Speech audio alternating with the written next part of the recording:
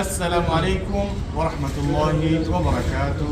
تماشاگران عزتمند، الله سبحانه و تعالی هر یک آدمی ما و شما را نگهبان باشه و هر انسانی که حج عمره میآید حرکت کنین، فرصت را از دست ندهین.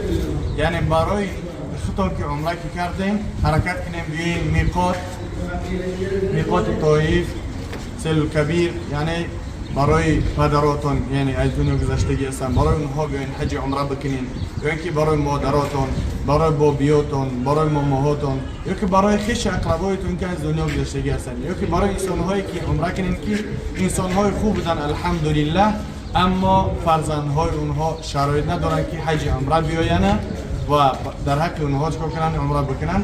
اصلا اونها کنین فقط به خاطر الله. هر کاری که به خاطر الله میکنین انشاءالله که اون مبدل برمیگرده چندین برابرها.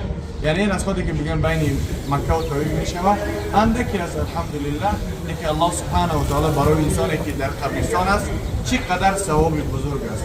هم خاطر هم خودتان ثواب میگیرین و هم به حق انسانی که حج میکنین هم اونها. پیغمبر خدا صلی الله علیه و سلم فرمودند که من دل علی خیر فله اجر مثل فاعله. هر انسانی که برای کار خیر دلالتی کنه در نامه اعمال او اجر ثواب نوشته میشه و چنانکه او شکر انجام داده گیر. به هم خاطر برادران عزیز انشاءالله که این حال ما بگیم برای برادرمون خدای داد از دنیا گذشته که بهترین جمله ها بود الحمدلله که امر معروف میکرد نهی منکر و تربیت خوب میداد مردم را.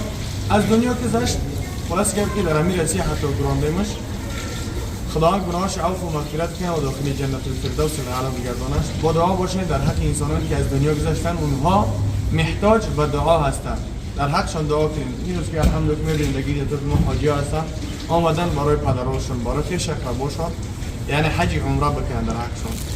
خب دعاگو باشین و که در امان الله. السلام علیکم و رحمت الله.